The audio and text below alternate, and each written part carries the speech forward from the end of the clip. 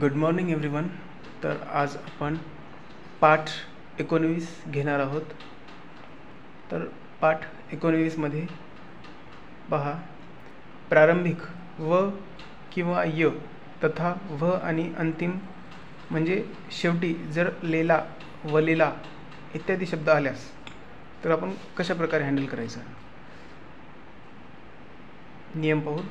प्रारंभीच्या व आणि य म्हणजे सुरुवातीला व आणि य आल्यास आपण ती कशा प्रकारे संकेतरेखा काढावी.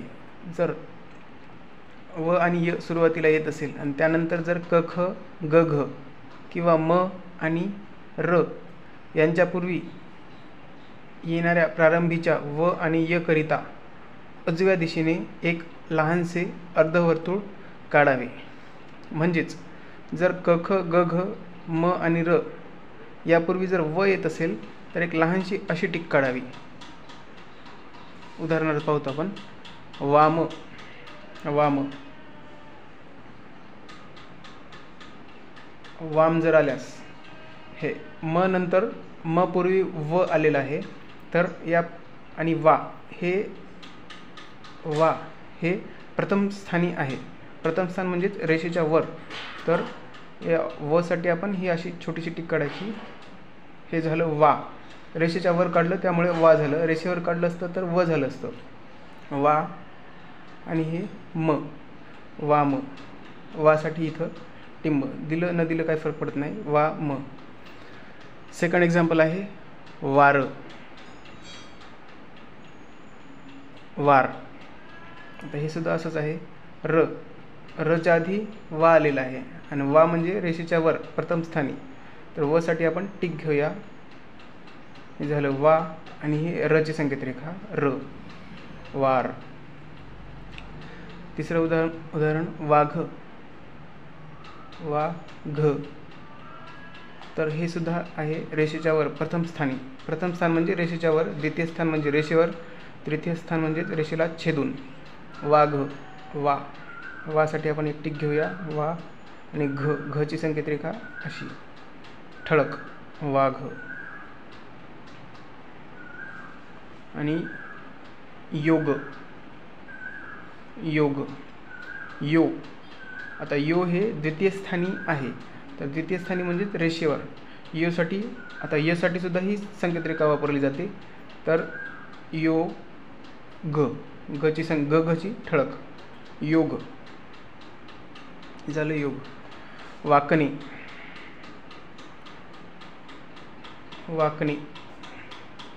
वाकणे तर आपण कसं काढूया वाकणे. हे वा रेषेच्या वर प्रथम स्थानी. वा कची संकेतरेखा क आणि नची संकेतरेखा वाकणे झालं. युक्ती नंतर आहे युक्ती. यू हे तृतीय स्थानी आहे, छेदून आहे. पण हे आपल्याला वाचायला काढण्यासाठी इझी जावं म्हणून आपण हे इथं सुद्धा घेऊ शकतो. युक्ती यू. यासाठी आपण सुद्धा एक टिक काढतो. यू क ती युक्ती.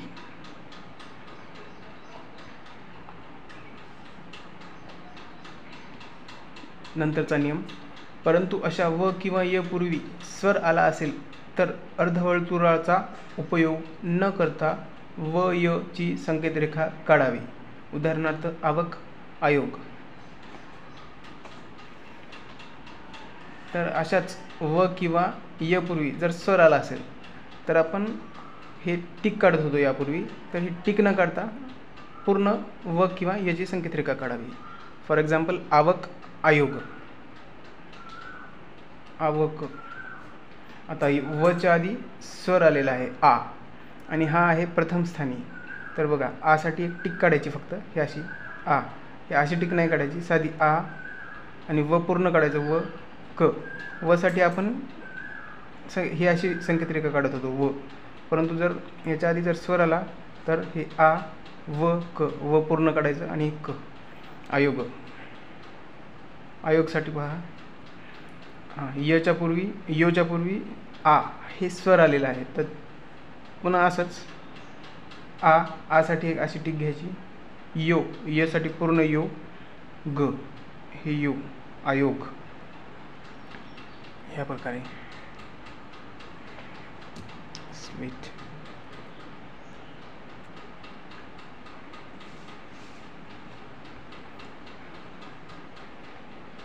नियम 2. लळपूर्वी येणाऱ्या प्रारंभीच्या व करिता लळच्या संकेतरेखेच्या आतील बाजूस सुरुवातीस एक लहानसा अंकुश काढावा. उदाहरणार्थ वाली, वाली आणि वेळ. तर व साठी आपण एक अशी टिक घेत होतो, हे व साठी एक टिक घेत होतो. तर यामध्ये या नियमामध्ये जर ल आल्यास ल आणि ळ आपण असं काढतो, तर ते आतील बाजूसच वची टिक घ्यायची. फॉर एक्झाम्पल वाली आणि वेळ पाहूया आपण. वाली वा प्रथम स्थानी आहे. लची संकेतरेखा आपण अशी काढतो, तर हे लची संकेतरेखा झाली. आणि ही याला जर अशी छोटी टिक काढली वची, झालं हे वाली. वेळ, आता वे हे द्वितीय स्थानी आहे म्हणजे रेषेवरच, आणि साठी आपण अशी संकेतरेखा काढतो. तर हे असं मधातूनच एक टिक घ्यायची याची. वेळ, वाली आणि वेळ.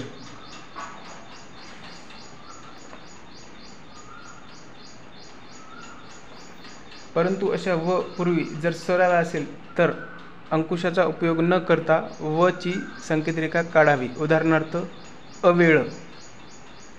आता वच्या पूर्वी जर स्वर आल्यास, तर आपण यापूर्वीच नियमात झालेलं आहे, जर वच्या पूर्वी जर स्वर आला तर व साठी टिक काढण्याची गरज नाही. ते अची एक टिक काढायची आणि व पूर्ण संकेतरेखा काढायची. अवेळ. फॉर एक्झाम्पल उदाहरणार्थ पाहू आपण. अवेळ, अवेळ, अवेळ. वच्या पूर्वी काय आलेलं आहे? स्वर, अवेळ. आणि हा स्वर रेषेवर आहे, तर साठी स्वर आला, त्यामुळे आपण साठी अशी टिक नाही काढायची, हे चुकीचं आहे. तर वे आणि अवेळ. असंही काढता येते, असंही काढता येते. अवेळ.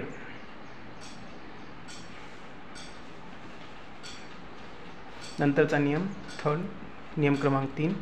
प्रारंभीच्या व नंतर लगेच येणाऱ्या व करिता पहिल्या वच्या संकेतरेखेचा अंकुश दुप्पट करावा. अशा वेळी त्या दोन व मध्ये येणारा स्वर दर्शविण्याकरिता वच्या अंकुशामध्ये बिंदू स्वराकरिता बिंदू व रेखिका स्वराकरिता एक लहानशी रेखिका काढावी. पुस्तक. क्रियापदाच्या शेवटी येणाऱ्या वावा, वावी, वावे या शब्दांकरिताही वचा अंकुश दुप्पट मोठा करावा. उदाहरणार्थ, तर आपण हे उदाहरणाद्वारे समजून घेऊया. फॉर एक्झाम्पल आहे इथं विवेक. विवेक वच्या नंतर पुन्हा व आलेला आहे, तर पहा वीचं ठिकाण कोणतं आहे? सर्वात प्रथम हे महत्त्वाचं आहे. वीचं ठिकाण आहे हे तृतीय स्थान आहे. तर तृतीय स्थान म्हणजे रेषेला छेदून. आणि जर दोन व आल्यास, एकसारखे दोन व आल्यास, तर ही जी आपण संकेतरेखा काढतो वची, ही आहे वची संकेतरेखा. अशी वची संकेतरेखा. तर ही वची संकेतरेखा थोडी मोठी काढावी, म्हणजे दुप्पट काढावी, म्हणजे ते त्यामध्ये वे दोन्ही येऊन जाईल. वे आणि शेवटी क. हे पहा वावगा. नंबर 2 उदाहरण आहे वावगा. तर हा उदाहरणसुद्धा वा हा रेषेच्यावर प्रथम स्थानी आहे, म्हणजे रेषेच्यावर, आणि थोडं मोठं काढलेलं आहे. तर वाव हे वच्या संकेतरेखेमध्ये दोन्हीसुद्धा आलेलं आहे, वाव आणि हे गाची संकेतरेखा. आणि बोल वावा, हा बघा वावा, शेवटी वावा आलेला आहे. तर हे बोल, हे कोणत्या रेषेवर आलेलं आहे? द्वितीय स्थानी. तर बोल आणि वावासाठी हे थोडं वची संकेतरेखा डबल काढली, तर झाला हा वावा. विवेक, वावगा आणि बोल वावा. विवेक, वावगा, बोल वावा. विवेक साठी वच्या नंतर व हे दोनदा आलेलं आहे. इथं सुद्धा वाव हे सुद्धा जोडून आलेलं आहे, आणि हे सुद्धा जोडून आलेलं आहे. तर अशा ठिकाणी आपण काय करायचं? विवेक, तर हे हे जे तृतीय स्थानी आहे, आणि मोठं काढायचं आहे. मोठं काढलं म्हणजे आणि वे दोन्ही त्यात येऊन जातं. विवेक, विवेक, वावगा. आता हे प्रथम स्थानी आहे, तरी थोडं वर काढायचं याला आणि मोठं काढायचं. हे झालं वावगा, वावगा. आणि बोलवावा. आता हे बोलवावा कसं काढायचं बघा, हे आहे रेषेवर द्वितीय स्थानी. तर हे ब ची संकेत रेखा बो ल, हे झालं बोल, आणि शेवटी वावा. वावासाठी थोडं मोठं काढायचं, वा वा, या दोन ठिकाणी वावा येऊन गेलं, बोल वावा. तर याप्रमाणेच जर व व व आणि व जर जोडून आल्यास व ची संकेत रेखा ही दुप्पट मोठी करावी, तर त्यामध्ये दोन्ही येऊन जातं, विवेक वावगा बोलवावा. पुढचा नियम, एक मिनिट.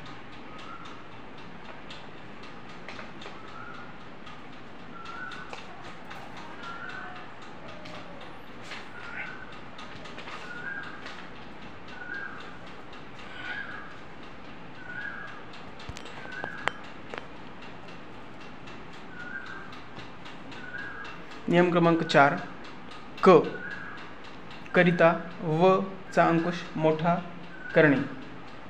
शब्दाच्या प्रारंभी, मध्ये किंवा शेवटी येणाऱ्या व्ह करिताही व संकेत रेखेचा अंकुश दुप्पट मोठा करावा. म्हणजेच उदाहरणाद्वारे आपण समजून घेऊया. आव्हान, आव्हान, आणि हे जे व्ह आलेलं आहे, जे शब्दाच्या मध्ये आलेलं आहे, तर आसाठी वच्या आधी जर स्वर आला असल्यास तर आपण हे आधी टिक घेत होतो. म्हणजे वसाठी वची ही संकेत रेखा आपण काढत होतो अशी, तर ती काढायची नाही. तर आव्हान, वच्या आधी स्वर आलेला आहे, तर हे प्रथम स्थानी आहे. आ वासाठी डबल मोठं व घ्यायचं, व्हा न. अव्हेर, वच्या आधी व्हच्या आधी स्वर आलेला आहे, तर हे सुद्धा असंच आहे, अव्हेर. पाहूया आपण. आव्हान, अव्हेर. आव्हान, अव्हेर. तर आव्हान, यापूर्वी आपण एक नियम पाहिला होता, व किंवा व दोन्हीला लागू होता. आता याच्या आधी जर स्वर आला असेल, इथे हे हे स्वर आहे, जर स्वर आला तर आपण ही अशी टिक, हे वसाठी अशी टिक काढत होतो, तर ही अशी टिक नाही घ्यायची, ही नाही घ्यायची, आणि पूर्ण वचं संकेत रेखा काढायचं. आणि इथं आलं व्हा आलेलं आहे, आणि व दोन व असेल तर आपण ते मोठं डबल काढत होतो, तर इथं असंच काढायचं. पहा, आ आव्हान, आला एक टिक घ्यायची, आ, आणि व्हासाठी व डबल आल्यासारखं झालं इथं, आ व्हा, आणि न साठी छोटी ही, आव्हान झालं, आव्हान. आणि अव्हेर, व्हच्या पूर्वी आता पुन्हा एकदा सर आलेला आहे, आणि हे आहे द्वितीय स्थानी, म्हणजेच रेषेवर. हे असाठी एक टिक घेतली आपण, व्हसाठी मोठा व काढायचा, व एकातच आलं, अव्हे, आणि हे रसाठी पुन्हा कंटिन्यू करायचं, अव्हेर झालं. नियम क्रमांक 5, व्र या संयुक्ताक्षरांकरिता हे असे किंवा असे हे चिन्ह वापरावे. उदाहरणार्थ, प्रवृत्ती, व्र आणि व्र करिता हे असे चिन्ह वापरायचे, हे या दिशेने किंवा या दिशेने थोडे मोठे काढायचे. प्रवृत्ती आणि व्रत हे आपण पाहूया. उदाहरणार्थ, प्रवृत्ती किंवा व्रत. आता प्र कसं काढतो आपण, पहा. प्र हे प आणि र, प्र, आणि व्रसाठी आपण हे असं घ्यायचं, थोडं मोठं, व्रती, प्रवृत्ती. आणि व्रत पहा, व्रसाठी आपण अशी टिक घ्यायची, आता थोडं मोठं, व्र, आणि हे व्रत झालं. नियम क्रमांक 6, क्रियापदाच्या अंती येणाऱ्या लेला, लेली, लेलो, लेली या शब्दांकरिता ल ची संकेत रेखा तुटक काढावी. स्टॉप. लेल्या करिता ल ची ऊर्ध्वकृती संकेत रेखा तुटक काढावी. उदाहरणार्थ, ओळख, लेले, पोखर, लेली, पोखर, लेल्या. आता हे लेला शेवटी जर लेला, लेली, लेले, लेले येत असेल तर त्याकरिता एक संकेत रेखा काढायला सांगितलेली आहे. ओळखलेले. आता हे ओळख आपण काढूया असं, ओळ हे ओ हे ळच्या आधी सर लागलेलं आहे.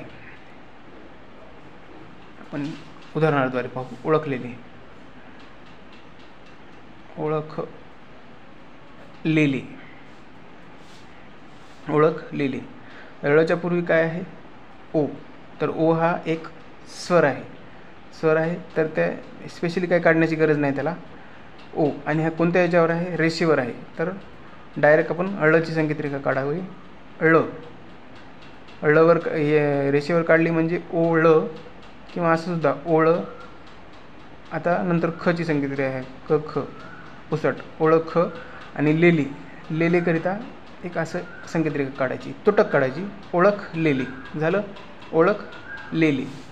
पहा, ओळख लेली. पोखर लेली 2 नंबर. पोखर लेली, लेले किंवा लेली करता एकच आहे. तर ही कशा प्रकारे काढायची बघा. पो.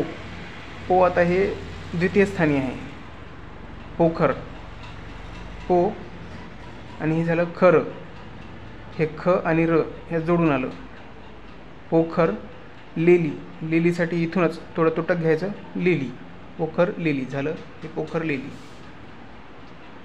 पोखर लेल्या.